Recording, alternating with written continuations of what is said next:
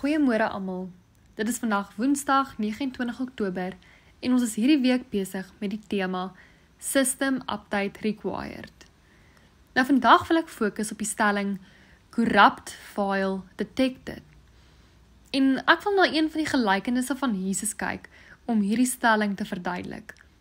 Ek lees vir ons Matteus 18 vers 21 tot 35. Daarna het Petrus na Jesus toe gekom en gevra, Here, hoeveel keer moet ek my broer vergewe as hy iets verkeerd teen my doen? Selfs 7 keer. Jesus antwoord hom, ek sê vir jou, nie 7 keer nie, maar selfs 70 maal 7 keer. Daarom kan die koninkryk van die hemel vergelyk word met 'n koning wat besluit het om saam met sy amptenare hulle boeke na te gaan. Toe hy daarmee begin, is een amptenaar na hom toe gebring wat miljoene rand geskuld het. Hy kon dit nie betaal nie, en daarom het die koning beveel dat hy en sy vrou en sy kinders en alles wat hy het, verkoop en die skuld betaal moet word. Die man het voor hom neergeval en gesoebat, gee my tog uitstel, ek sal u alles terugbetaal. Die koning het hom jammer gekry, hom laat gaan en sy skuld afgeskryf. Toe daardie man buite kom, het hy een van sy mede-amptenare raakgeloop, wat hom net 'n paar rand geskuld het. Hy het hom gegryp en gewurg en gesê, betaal wat jy skuld. Sy mede-amptenaar het voor hom neergeval en hom gesmeek, gee my tog uitstel, ek sal jou betaal.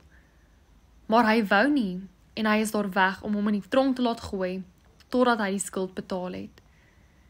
Toe sy mede-amptenare sien wat gebeur het, was hulle diep teleurgesteld, en hulle het alles wat gebeur het vir hulle koning gaan vertel. Die koning het hom laat haal en vir hom gesê, jou skurk, al daardie skuld het ek vir jou afgeskryf, omdat jy gesoebat het. Moes jy nie ook jou mede-amptenaar jammer gekry het, soos ek jou jammer gekry het nie? Die koning was woedend, en het hom oorgegee om gemartel te word, totdat hy al die skuld betaal het. So sal my Vader wat in die hemel is, ook met julle maak, as julle nie elkeen sy broer van harte vergewe nie. Ons sien Petrus vra vir Jesus, Here, hoe gereeld moet ek my broer vergewe? Tot 7 maal toe. Maar Jesus antwoord hom, nie 7 nie, maar 70 maal 7 keer. En dan vertel hy die gelykenis van die koning, wat besluit om sy amptenare se skulde te vergewe. Maar hierdie een amptenaar se skuld was 'n enorme bedrag, onmoontlik om ooit terug te betaal. Maar die koning het hom jammer gekry en hom vergewe. En dis 'n prentjie van God se genade vir ons. Ons skuld is groot, maar sy barmhartigheid is nog groter. Maar tog gebeur iets hartseer.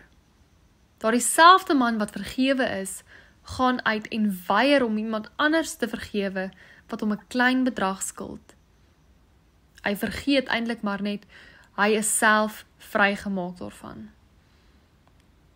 Jesus vertel hierdie verhaal sodat ons iets diep van God se hart kan verstaan, maar ook van ons eie. Vergifnis is nie goedkoop nie. Dit vra dat ons onsself laat verander deur die genade wat ons ontvang het. As ek regtig glo dat God my vergewe het, dan kan ek nie meer dieselfde bly nie. Ons almal dra stukkies pyn, hartseer, onreg of seer herinneringe. Maar wanneer ons aan dit vashou, word ons harte swaar. Maar God nooi ons vandag uit om dit los te laat. Nie omdat dit nie seer was nie, maar omdat hy onsself vrygemaak het. Vergifnis is nie goedkoop of verniet nie. Dis om die skuld wat iemand jou skuld by God se genade neer te lê.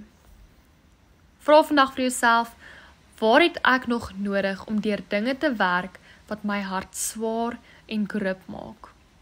En lê dit vandag by God se voete neer. Kom ons bid saam.